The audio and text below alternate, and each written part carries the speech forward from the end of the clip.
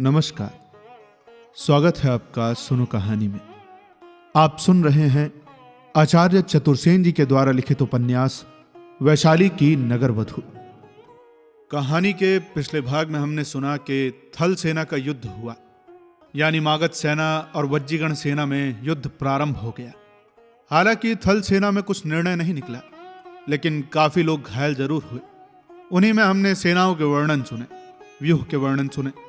थल सेना में निष्फल होने के बाद मागध साम्राज्य ने जल सेना का उपयोग किया। खैर, उस युद्ध में भी उदाई को बंदी बना लिया गया। साथ ही हमने ये सुना कि सम्राट बिंबिसार अम्बपाली के पास वैशाली जा पहुंचे। अब विस्तार से जानने के लिए आपको कहानी का पिछला भाग सुनना पड़ेगा।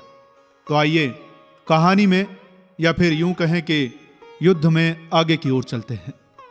भाग 47, रथ मूषल संग्राम।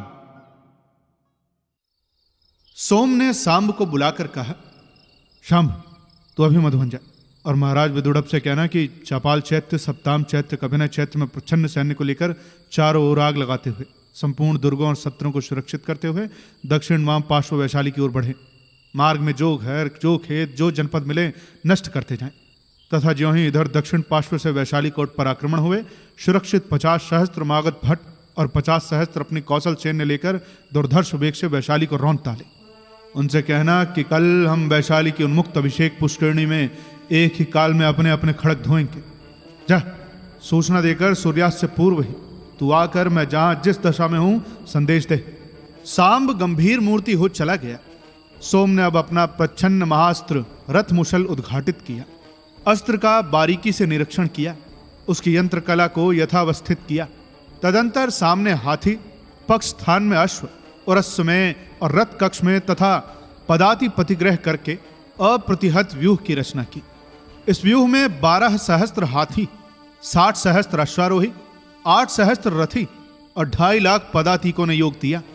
रथ मूषल महाशस्त्र को व्यूह के उरस्स में स्थापित गोपित कर सोमप्रभ ने संपूर्ण सेना की गति की ओर जो जहां है वहीं 4 मुहूर्त विश्राम करने का आदेश दिया। इसके बाद पाटली ग्राम तीर्थ पर आकर उन्होंने तीर्थ का निरीक्षण किया। पादिकों, सेनापतियों और नायकों को पृथक पृथक आदेश दिए। संकेत शब्दों, पताका संकेतों द्वारा व्यूह में अवस्थित सेना को अवसर पड़ने पर विभक्त करने, बिखरी सेना को एकत्र करने, चलती सेना को रोकने, खड़ी सेना को चलाने, आक्रमण करती सेना को लौटाने में यथा अवसर आक्रमण करने में जिन जिन संकेत प्रकारों की आवश्यकता समझी, सबको सुव्याख्यात किया। इसके अनंतर कुछ आवश्यक लेख लिखकर उन्होंने आर्यभद्रिक के पास भेज दिए और फिर विश्राम किया। 3 दंड रात्रि व्यतीत होने पर सोम ने वैशाली अभियान किया। संकेत पाकर कौशलराज विदुड़ब ने दूसरी ओर से चंद्रकार सैन्य बिखेर कर वैशाली को घेर लिया। प्रभात होने से प्रथम ही घनघोर युद्ध होने लगा। इस मोर्चे पर काप्या गांधार और उनके भट्टों ने विकट पराक्रम प्रकट किया, परंतु सोमप्रभ लिच्छवी और गांधारों का व्यूह तोड़ गंगा पार उतर आए। उन्होंने रथ मुशल महाशस्त्र से अपना संहार कार्य प्रारंभ किया। यह एक लोह निर्मित विराट काय, बिना योद्धा और बिना सारथी का रथ था।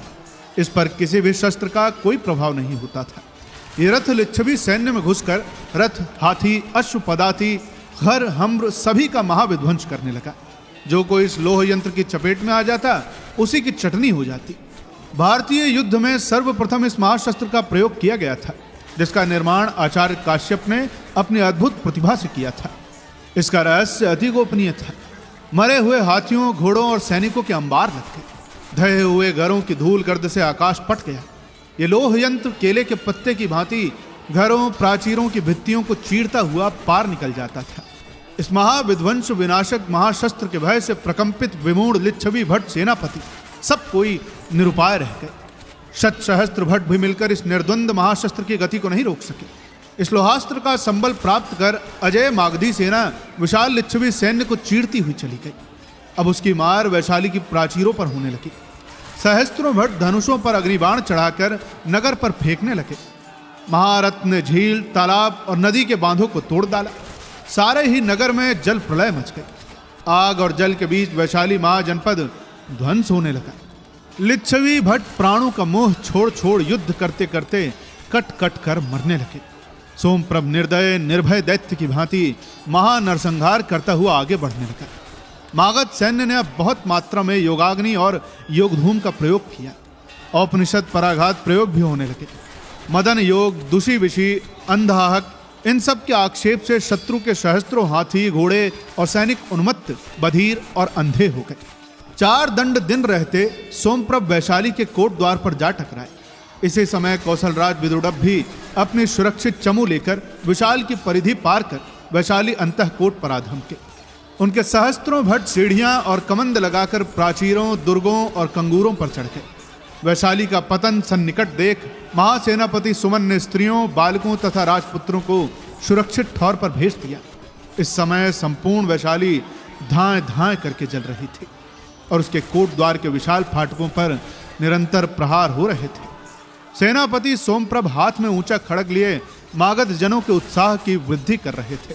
शत्रु मित्र सभी को यह दिख गया था कि वैशाली का किसी भी क्षण पतन सुनिश्चित है। कैंकर्य। इसी समय रक्त प्लुत खड़ग हाथ में लिए हुए गोपाल भट्ट ने सोमप्रभ के निकट आकर कहा, बनते सेनापति, सम्राट का एक आदेश है। सम्राट का समाचार सुनकर सोमप्रभ वेग से चिल्ला उठे, सम्राट की जय हो। उन्होंने कूदकर गोपाल भट्ट के निकट आकर कहा, सम्राट जीवित है? मतलब है बनते सेनापति? कहां पे? देवी अम्बपाली के आवास में। सोमप्रभ के हृदय की जैसे गति रुक गई। उसने थूक निगलकर सूखते कंठ से कहा, क्या कहा? कहां पे? देवी अम्बपाली के आवास में बनते सेनापति। तो क्या सम्राट बंदी नहीं हुए?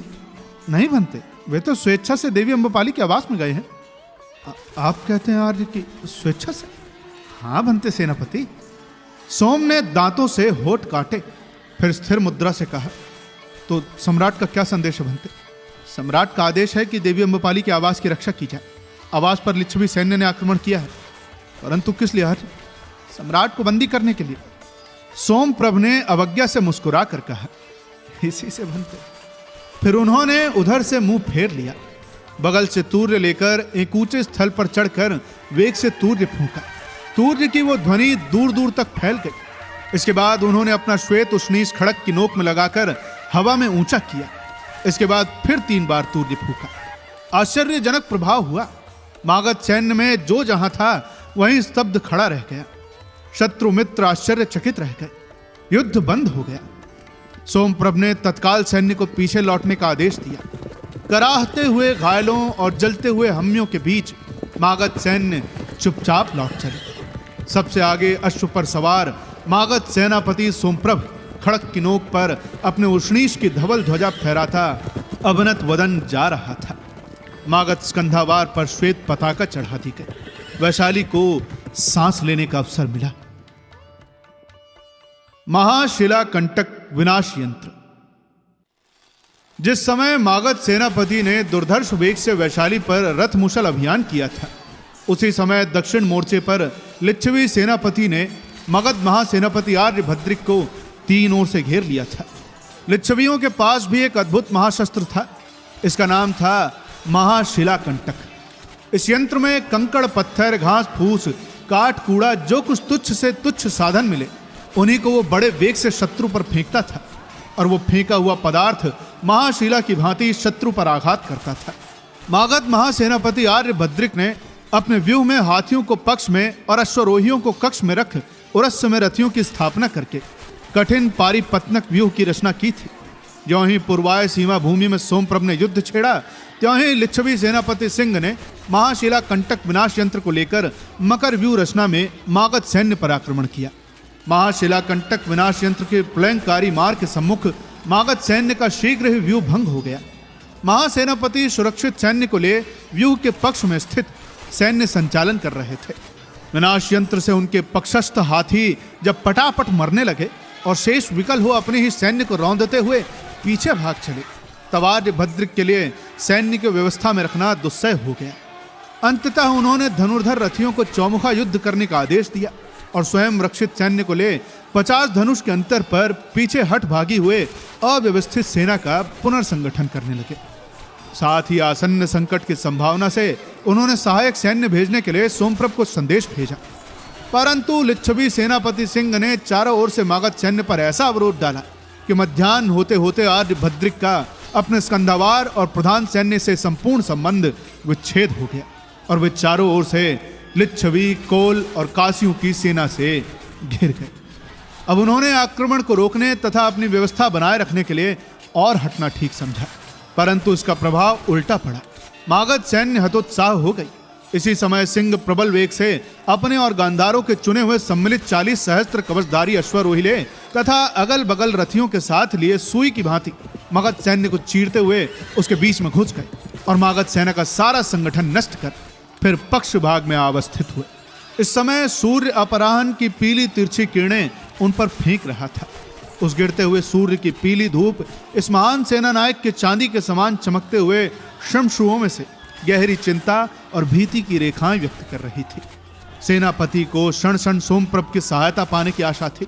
सेनापति के निकट ही सोम के स्थापित धानवन वन पार्वत दुर्गों में कौशलपति के 50 सहस्त्र भट्ट छिपे हुए थे, परंतु उनमें से एक भी आर्यभद्रिक की सहायतार्थ नहीं आया। जब एक पहर दिन शेष रह गया तो आर्यभद्रिक सर्वथा निराश हो गए। इसी समय उन्हें सेनापति सोमप्रभ के युद्ध बंद कर देने का समाचार मिला। आर्यभद्रिक मर्मांतक वेदना से तड़प उठे और वे 5 धनुष पीछे हटकर खंड युद्ध करने लगे। वहीं सेनापति सिंह ने समझा कि अब जय निश्चित है। वे अपने नायकों को निरंतर अंत तक युद्ध जारी रखने का आदेश दे स्कंदावार को लौट आए। अभी 2 दंड दिन शेष था। छत्रभंग। सम्राट बिंबिसार अलस भाव से शैया पर पड़े थे।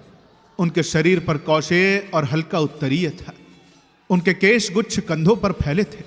अधिक आसव पीने तथा रात्रि जागरण के कारण उनके बड़े बड़े नेत्र गुलाबी आभा धारण किए अत खिले नूतन कमल की शोभा धारण कर रहे थे। द्वार पर बहुत से मनुष्यों का कोलाहल हो रहा था, परंतु सम्राट को उसकी चिंता न थी। वे सोच रहे थे कि देवी अम्बपाली का देव दुर्लभ सानिध्य सुख, जिसके सम्मुख राज वैभव, साम्राज्य और अपने जीवन को भी वे भूल गए थे। परंतु द्वार पर कोलाहल के साथ शस्त्रों की झंझनाहट तथा अश्वों और हाथियों की चीत्कार भी बढ़ती गई। सुरा स्वप्न की कल्पना में यह कटु कोलाहल सम्राट को विघ्न रूप प्रतीत हुआ। उन्होंने आगे झुककर निकट आसंदी पर रखे स्फटिक कुप्यक की ओर हाथ बढ़ाया। दूसरे हाथ में पन्ने का हरित पात्र ले उसमें समूचा पात्र उड़ेल दिया, परंतु उसमें एक बूंद भी मद्य नहीं था। पात्र को एक और विरक्ति से फेंक कर उन्होंने एक बार पूरी आंख उघाड़कर कक्ष में देखा। वहां कोई भी व्यक्ति न था। सम्राट ने हाथ बढ़ाकर चांदी के घंटे पर जोर से आघात किया, परंतु उन्हें यह देखकर बड़ा आश्चर्य हुआ कि मदलेखा के स्थान पर स्वयं देवी अम्बपाली दौड़ी चली आ रही हैं। उनके मुंह पर रक्त की बूंद भी नहीं है और उनकी आंखें भय से फट रही हैं तथा वस्त्र अस्त व्यस्त हैं। हुआ क्या देवी अम्बपाली? सम्राट ने संयत होने की चेष्टा करते हुए पूछा। आवास पर आक्रमण हो रहे थे, परंतु किस लिए? आपको पकड़ने के लिए। क्या मैंने लिच्छवी, सेनापति, गणपति और राज प्रमुख जनों को बंदी करने की आज्ञा नहीं दी थी? दी थी देव। तो वे बंदी नहीं हुए? नहीं थे, वे तो आपको बंदी करना चाहते हैं। कहकर सम्राट बिंबिसार उठ बैठे। उनका गौर शरीर एक बार कंपित हुआ, होंठ संपुटित हुए। उन्होंने जिज्ञासा भरी दृष्टि से अम्बपाली की ओर देखकर हंसते हुए कहा, फिर इतना अधैर्य क्यों प्रिय? जब तक ये मागध सम्राट का खड़ग है। उन्होंने अपने निकट रखे हुए अपने खड़ग की ओर देखकर कहा, देव, मुझे कुछ अप्रिय संदेश सम्राट से निवेदन करना है। अप्रिय संदेश? युद्ध काल में असंभाव्य नहीं। तुम क्या कहना चाहती हो देवी अम्बपाली? देव, सेनापति उदाई मारे गए। उदाई मारे गए? सम्राट ने चीत्कार कर कहा। और आर्यभद्रिक निरुपाय और निर्बलंब है। वे घिर गए हैं और किसी भी क्षण आत्मसमर्पण कर सकते हैं। अरे, तब तो आयुष्मान सोमप्रभ और मेरे हाथियों पर ही आशा की जा सकती है। किंतु भद्र सोमप्रभ ने युद्ध बंद कर दिया है देव। युद्ध बंद कर दिया है? किसकी आज्ञा से? अपनी आज्ञा से देव। अम्बपाली ने मरते हुए प्राणी के से टूटते स्वर में कहा। सम्राट का संपूर्ण अंग थर थर कांपने लगा। मस्तक का संपूर्ण रक्त नेत्रों में उतर आया। उन्होंने खूंटी पर लटकता अपना मणि खचित विकराल खड़ग फुर्ती से उठा लिया और उच्च स्वर से कहा, ये मगध सम्राट सैनिक बिंबिसार का सागर स्नात पूत खड़ग है। मैं इसी की शपथ खाकर कहता हूं कि अभी उस अधम वंचक सोमप्रभ का शिरछेद करूंगा। उन्होंने वेग से 3 बार विजय घंट पर प्रहार किया। सिंहनाद ने नतमस्तक कक्ष में प्रवेश किया। सम्राट ने अकंपित कंठ से कहा, सिंहनाद, मुझे गुप्त मार्ग दिखा, मैं अभी मागध स्कंदवार में जाऊंगा। देवी अम्बपाली, तुम भय न करो, मैं अभी एक मुहूर्त में उस कृतज्ञ विद्रोही को मारकर तुम्हारे महालय का उद्धार करता हूं। सिंहनाद ने साहस करके कहा, किंतु देव, एक शब्द भी नहीं बढ़े, मार्ग दिखा। अम्बपाली पीतल के पत्ते की भांति कांपने लगी। उन्होंने अर्थपूर्ण दृष्टि से एक ओर देखा। सिंहनाद ने गुप्त गर्भद्वार का उद्घाटन करके कहा, इधर से देव। सम्राट उसी उत्तरीय को अंग पर भली भांति लपेट उसी प्रकार काकपक्ष को मुकुटहीन खुले मस्तक पर हवा में लहराते हुए गर्भ मार्ग में घुस गए। पीछे पीछे सिंहनाद ने भी सम्राट का अनुसरण किया। जाते जाते उसने देवी अम्बपाली से होठों ही में कहा, देवी, आज इस क्षण सम्राट या सोमप्रभ दोनों में से एक की मृत्यु अनिवार्य है। अब केवल आप ही इसे रोकने में समर्थ हैं। समय रहते साहस कीजिए देवी। और वो गर्भमार्ग में उतर गया। अपने पीछे पैरों की आहट पाकर सम्राट ने कहा, कौन है? सिंहनाद देव। तब ठीक है, तेरे पास शस्त्र है? हाँ महाराज। इस मार्ग से परिचित है? हाँ महाराज। तब आगे चल, जैसी आज्ञा देव।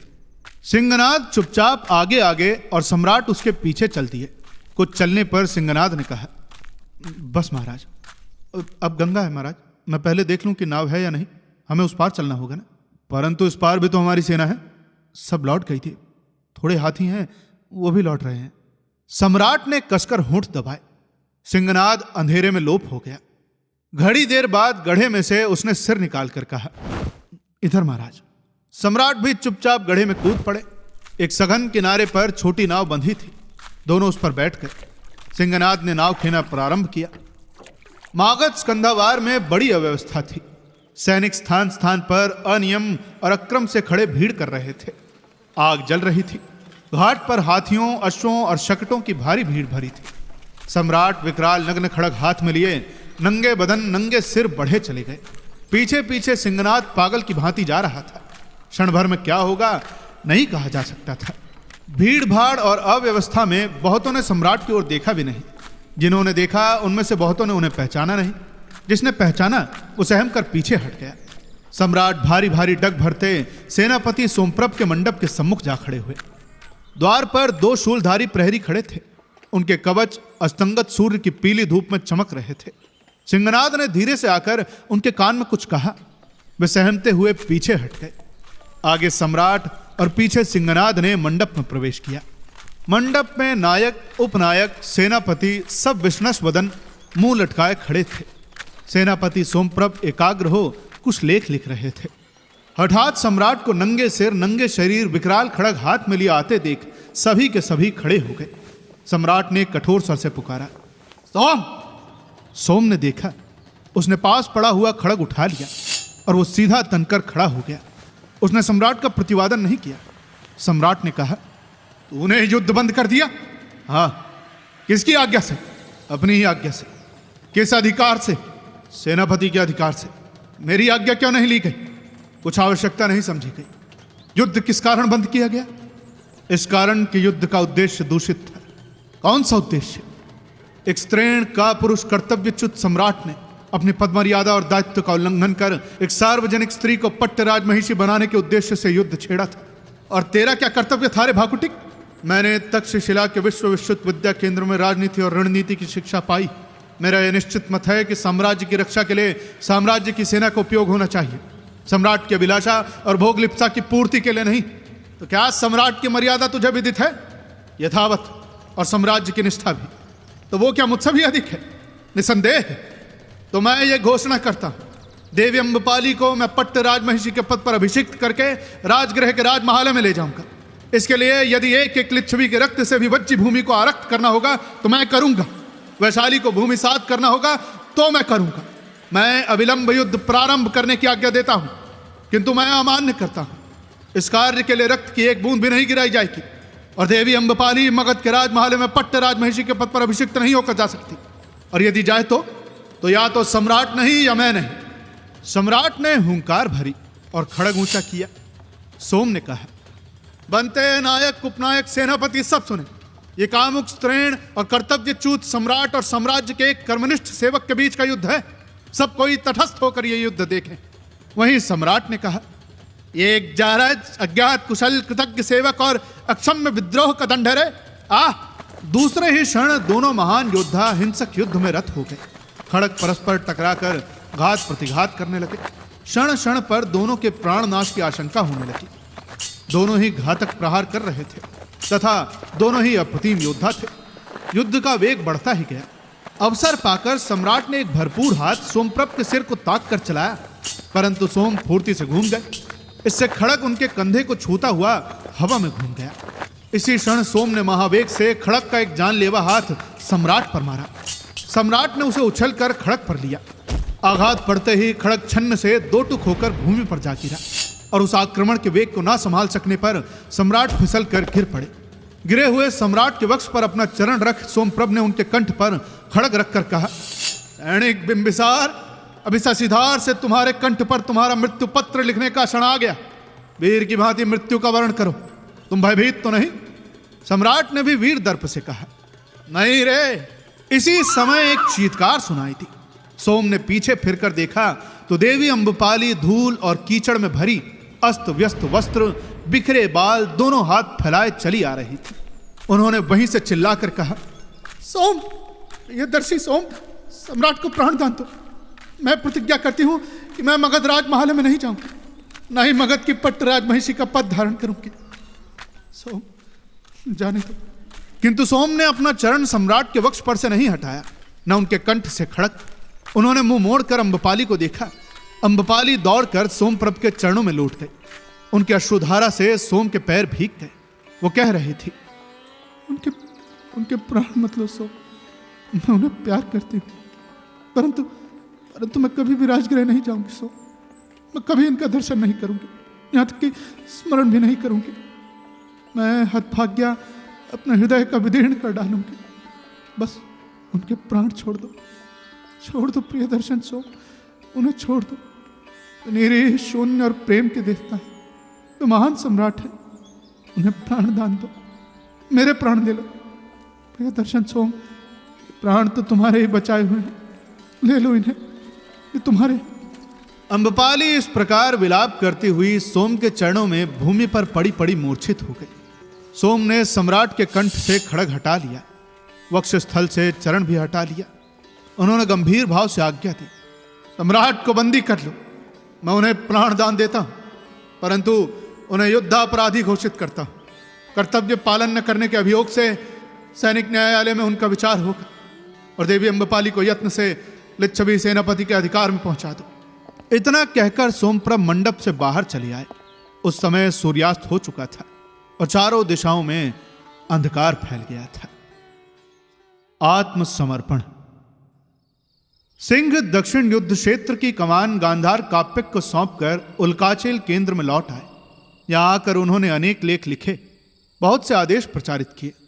इसके बाद उन्होंने उल्काचेल के उपनायक अभिति को बुलाकर कहा, सूर्यास्त में अब केवल एक घड़ी शेष है, काप्यक का कुछ न कुछ संदेश मिलना चाहिए।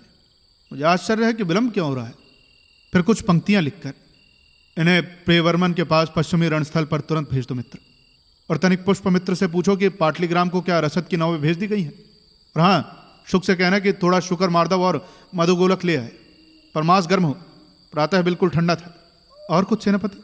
हाँ, वो मानचित्र मुझे दो।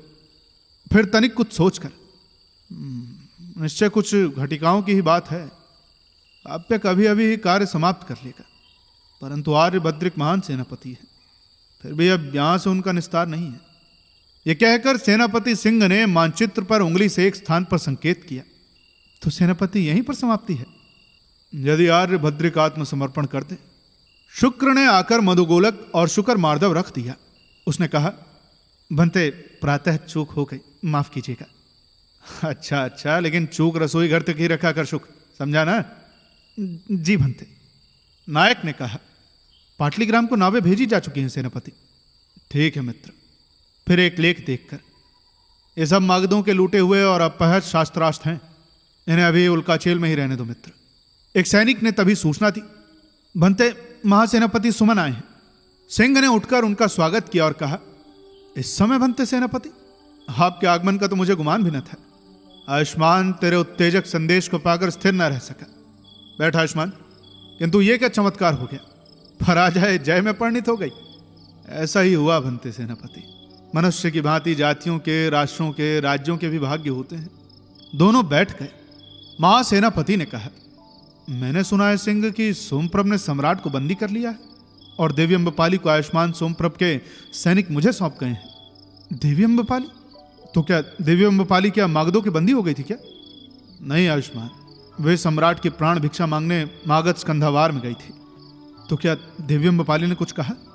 नहीं सिंह, वे तो तभी से मूर्छित है। मैंने उन्हें आचार्य अग्निवेश के सेवा शिविर में भेज दिया है। वे उनकी शुश्रूषा कर रहे हैं। उनके जीवन नाश की तो संभावना नहीं है न भंते? ऐसा प्रतीत तो नहीं होता। परंतु सिंह, तूने आयुष्मान सोमप्रभ की निष्ठा और महत्ता देखी? देखी भंते। सेनापति सोमप्रभ तो अभिनंदनीय है, अभिनंदनीय है। अरे आयुष्मान, ये सब तो कुछ अकल्पित अद्भुत कृत्य हो गया है। इतिहास के पृष्ठों पर ही अमर रहेगा। हाँ, सो तो है। अच्छा, काप्यक ने 2 घड़ी पूर्व संदेश भेजा था कि महासेनापति आर्यभद्रिक सब ओर से घिर गए हैं। केवल एक दुर्ग पर उन्हें कुछ आशा थी, परंतु सेनापति सोमप्रभ के संपूर्ण मागध सैन्य को युद्ध से विरत विघटित कर देने से वे निरुपाय हो गए हैं। फिर भी उन्होंने सोमप्रभ का अनुशासन नहीं माना। कल रात भर और आज अभी तक भी खड़ग युद्ध करते ही जा रहे हैं, किंतु अब तो समाप्त ही समझो आयुष्मान। हाँ, वो तो है ही। मैं भी काप्यक के दूसरे संदेश की प्रतीक्षा कर रहा हूं। संभव है और रात भर युद्ध रहे, पर भद्रिक को अधिक आशा नहीं करनी चाहिए। इसी समय चर ने एक पत्र देकर कहा, भंते सेनापति, काप्यक का यह पत्र है। सिंह ने मुहर तोड़कर पत्र पढ़ा, फिर शांत स्वर में कहा, भंते सेनापति, आर्यभद्रिक ने आत्मसमर्पण कर दिया है। वे आ रहे हैं। भद्रिक बड़े तेजस्वी सेनापति हैं आयुष्मान। हमें उनके प्रति उदार और सहृदय होना चाहिए। हाँ, निश्चय ये अस्थायी संधि के नियम है। अब इससे अधिक हम कुछ नहीं कर सकते। सेनापति सुमन ने नियम पढ़े और लेख लौटाते हुए कहा, ठीक है आयुष्मान, तू तो स्वयं बुद्धिमान है, देख जो भी करना हो। परंतु क्या आप भद्रिक का स्वागत नहीं करेंगे भंते सेनापति? नहीं नहीं रे, ये तेरा अधिकार है आयुष्मान। मैं आशा करता हूं तू उदार और व्यवहार कुशल है। और भी कहीं युद्ध हो रहा है? नहीं भंते सेनापति। अच्छा ठीक है, अब मैं चला आयुष्मान। क्या इसी समय भंते सेनापति? हाँ आयुष्मान। सेनापति सुमन अश्व पर आरूढ़ होकर चल दिए। एक बड़ी नाव घाट पर आकर लगी। कुछ व्यक्ति उनमें से उतरकर स्कंधावार में आए। नायक ने भीतर आकर कहा, काप्यक आर्यभद्रिक को ला रहे हैं भंते सेनापति। आर्यभद्रिक को ससम्मान ले आओ भद्र। मगध विजयी हो गया। बहुत बड़ा कार्य संपूर्ण हुआ है आज। सिंह ने खड़े होकर कहा। आगे आगे भद्रिक चंड और पीछे काप्यक गांधार ने नग्न खड़ग लिए मंडप में प्रवेश किया। सिंह ने आगे बढ़कर खड़ग उष्णीश से लगाकर उच्च स्वर से कहा, महामहिम मागध महासेनापति आर्यभद्रिक को लिच्छवी सेनापति सिंह ससंभ्रम अभिवादन निवेदन करता है। स्वीकार करिए महामात्र। भद्रिक शांत भाव से आकर खड़े हो गए। कष्ट और सहिष्णुता की रेखाएं उनके मुखमंडल पर थी, परंतु नेत्रों में वीरत्व और अभय की चमक थी। उन्होंने स्थिर कंठ से कहा, आयुष्मान सिंह, मैं तुम्हें मगध विजय पर साधुवाद देता हूं। तुम्हारी शालीनता की श्लाघा करता हूं। अनुग्रहित हुआ। आर्य ने आज मुझे गर्वित होने का अवसर दिया है, परंतु भद्र मैंने वर्ष भर ऐसा नहीं किया। मैं पराजित होकर बंदी हुआ। अब मैं जानना चाहता हूं कि अस्थायी संधि के नियम वे ये हैं, और आर्य मैं समझता हूं कि आपको आपत्ति न होगी। सिंह ने तालपत्र का लेख सेनापति के सम्मुख उपस्थित किया। उस पर एक दृष्टि डालकर सेनापति ने कहा, तुम उदार हो आयुष्मान सिंह, किंतु मैं क्या एक अनुरोध कर सकता हूं? मैं शक्ति भर उसे पूर्ण करने का प्रयास करूंगा आर्य। महामात्य वर्षकार की अब हमें अत्यंत आवश्यकता है भद्र। बिना उनके परामर्श के संधि वात्रा संपन्न न हो सकेगी। ठीक है आर्य। और एक बात है। क्या आर्य? मगध सेना के बंदी सैनिकों को उनके शस्त्रों और अश्वों सहित लौट जाने दिया जाए। आप चिंता न कीजिए आर्य, ऐसा ही होगा। धन्यवाद आयुष्मान, मुझे तुम्हारे नियम स्वीकार है। यह मेरा खड़ग है आयुष्मान। उन्होंने खड़ग कमर से खोलकर सिंह के सम्मुख किया। नहीं नहीं यार, ये उपयुक्त स्थान पर है। मैं विनती करता हूं उसे वहीं रहने दीजिए। भद्रिक ने खड़ग कमर में बांध हाथ उठाकर सिंह को आशीर्वाद दिया और 2 कदम पीछे हटकर चले गए। पीछे पीछे काप्यक गांधार भी नग्न खड़ग हाथ में लिए। सिंह ने जल्दी से उसी समय कुछ आदेश तालपत्र पर लिख और दूत को दे वैशाली भेज दिया। दुर्ग स्पर्श। पाटली ग्राम पहुंचकर सेनापति सिंह ने वहां का निरीक्षण किया। बस्ती के अधिकांश घर सूने पड़े थे। बहुत से आग से जलकर ढह गए थे। बड़ी बड़ी अट्टालिकाओं के ध्वंसी रह गए थे। राजमार्ग कूड़ा करकट और गंदगी से भरे थे। खेत उजाड़ और सूखे पड़े थे। गंगा कुल पर जहां घाट था वहां बड़ा भारी गड्ढा हो गया था। वो दलदल से भरा था। उसमें बहुत से हाथी पूरे धंस गए थे। बहुत मर चुके थे। बहुत निरुपाय अपनी सूंड हिला रहे थे। मागधों ने अपने घायलों का कुछ भी प्रबंध नहीं किया था। मागध स्कंधावार सर्वथा नष्ट भ्रष्ट हो गया था। मागधों से छीने गए शस्त्रास्त्रों तथा सामग्री से भरी नावें अंधाधुंध उत्काचेल की ओर चली आ रही थी। काप्यक गांधार ने 2 दिन में बहुत व्यवस्था कर ली थी। सिंह के पहुंचने पर उसने कहा, मित्र, अम्बपाली से कोई वस्तु नहीं छीनी गई है, न ही नागरिकों को कोई असुविधा हुई है। सिंह ने आहतों से भरे युद्ध क्षेत्र का निरीक्षण किया।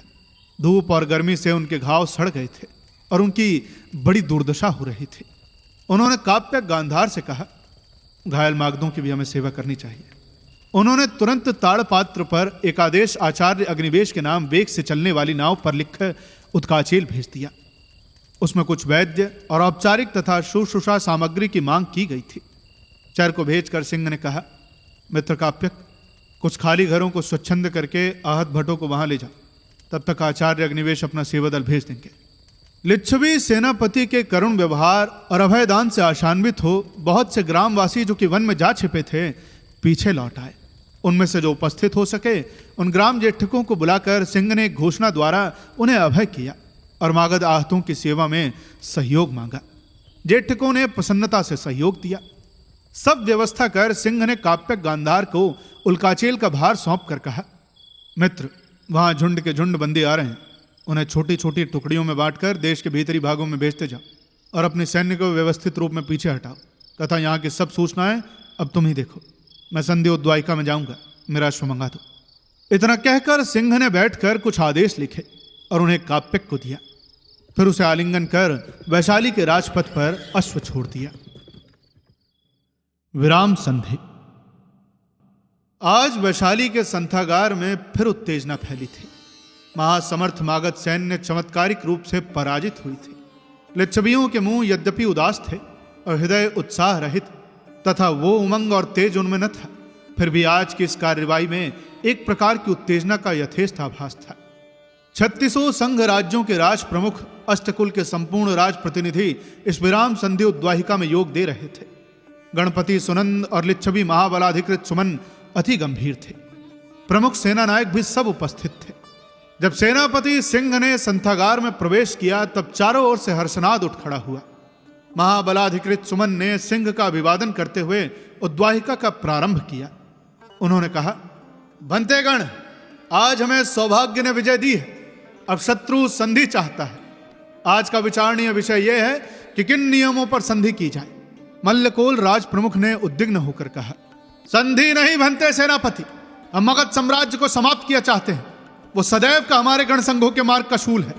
हमारा प्रस्ताव है कि सुअवसर से लाभ उठाया जाए और मुख्य मगध, अंग दक्षिण, अंग उत्तर सबको वज्जी संघ शासन में मिला लिया जाए, अथवा वहां हमें एक स्वतंत्र गणशासन स्थापित कर देना चाहिए। किंतु आयुष्मान मगध और अंग में वज्जियों के अष्टकुल नहीं है, न वहां केवल मल्ल, कौली और काशी है। हम उन पर उसी प्रकार शासन कर सकते हैं जैसे वज्जी में अलिच्छवियों पर करते हैं। गणपति सुनंद ने कहा, बंतेगण सुने, आयुष्मान मगध में एक स्वतंत्र गणतंत्र स्थापित करना चाहता है। गण शासन का मूल मंत्र गण स्वातंत्र है। यह शासन नहीं, व्यवस्था है जिसका दायित्व प्रत्येक सदस्य पर है। वास्तविक अर्थों में गणतंत्र में राजा भी नहीं है, प्रजा भी नहीं है। गण का संपूर्ण स्वामी गण है और गण परिषद उसका प्रतिनिधि।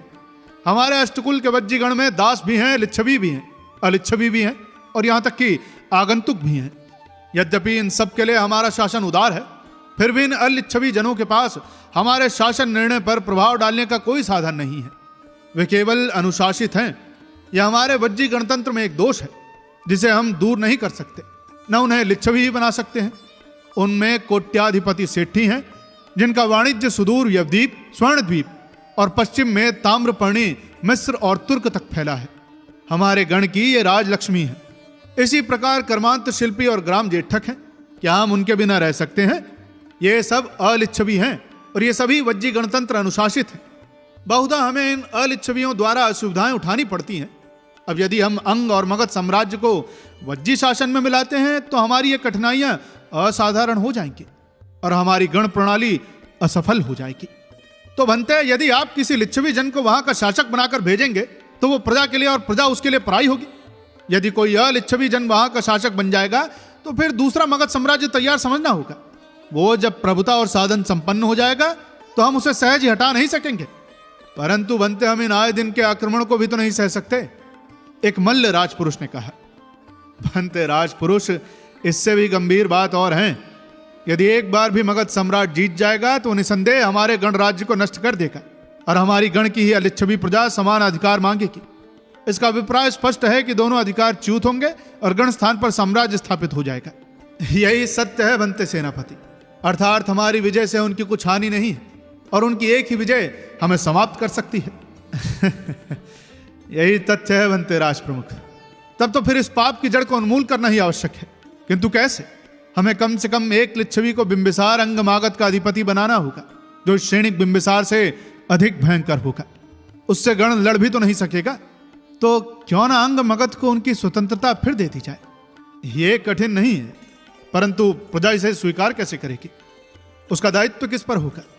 क्या आप समझते हैं कि मागधगढ़ और आंग गण स्थापित होना सहज है? तो क्या हानि है? पश्चिम में भी तो बहुत गण है, क्यों ना हम प्राची में गण संख्या बढ़ाएं। इससे कभी कभी युद्ध भले ही हो पर उससे गणनाश का भय नहीं रहेगा। परंतु आयुष्मान ये संभव नहीं है। हम अंग मगध की प्रजा को स्वतंत्रता नहीं दे सकते। अंगराज और मगधराज की स्थापना तो सहज है, पर अंगगण और मगधगण की नहीं। परंतु क्यों बनते गणपति?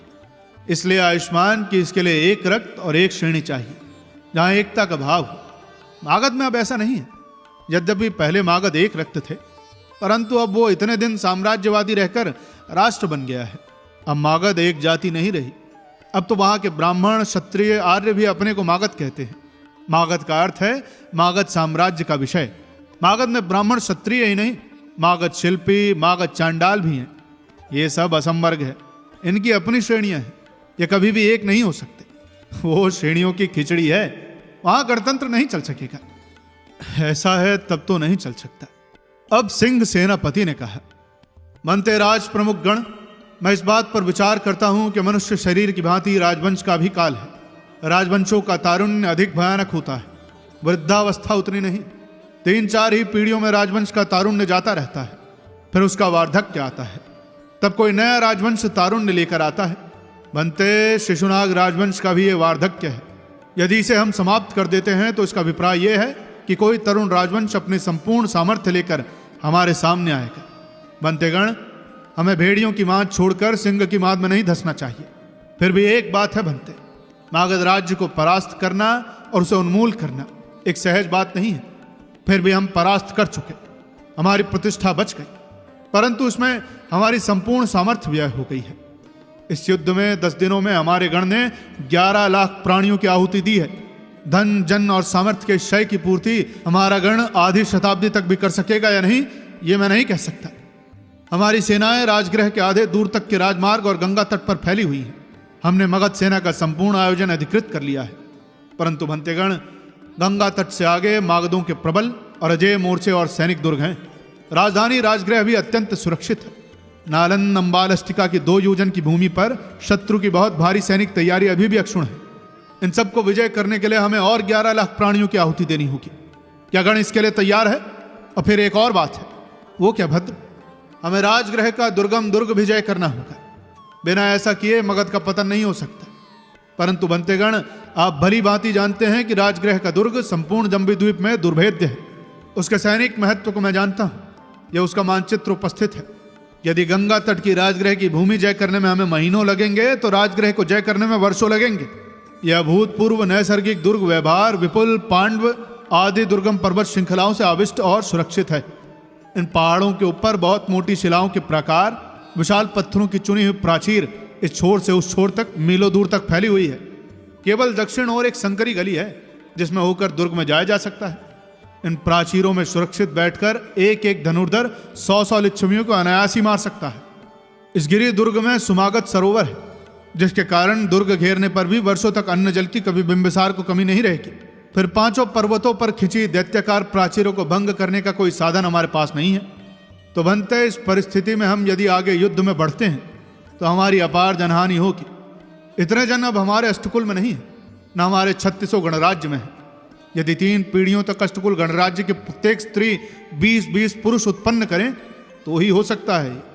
सो बनतेगण, यदि हमने राजगृह जय करने का साहस किया तो सफलता तो संदिग्ध है, अपार जनधन की हानि भी निश्चित है। गणपति सुनंद ने कहा, तो बनतेगण, आपने आयुष्मान सिंह का अभिप्राय सुना। हम अपनी स्थिति सुदृढ़ रखना पहले चाहेंगे, इसलिए अब प्रश्न यह है कि शत्रु से संधि की जाए या नहीं। ऐसी दशा में तो संधि सर्वोत्तम है, विशेषकर जबकि शत्रु अपने हाथ में है तथा संधि के नियम भी हमारे ही रहेंगे। सबने एकमत होकर कहा, तो संधि में 3 बातों पर विचार करना है। एक यह कि शत्रु का सैनिक बल इतना दुर्बल कर दिया जाए कि वो चीरकाल तक हमारे विरुद्ध शस्त्र न उठा सके। सदा के लिए क्यों नहीं, राज प्रमुख ने कहा, यह देवताओं के लिए भी शक्य नहीं है आयुष्मान। दूसरे, शत्रु यथेष्ट युद्ध क्षति दे। और तीसरे, सुदूर पूर्वी तट हमारे वाणिज्य के लिए उन्मुक्त रहे। छंद लेने पर प्रस्ताव सर्वसम्मति से स्वीकार हुआ। संधि की सब शर्तों पर विचार करने, हस्ताक्षर करने तथा शत्रु से आवश्यक मामले तय करने का अधिकार सिंह को दिया गया। यथा समय संधि हो गई। वज्जी भूमि में इसके लिए सर्वत्र गण नक्षत्र मनाया गया। वैशाली के खंडहर ध्वजाओं से सजाए गए। भग्न द्वारों पर जलपूरित मंगल कलश रखे गए। रात को टूटी और सूनी अटारियों में दीप मालिका हुई।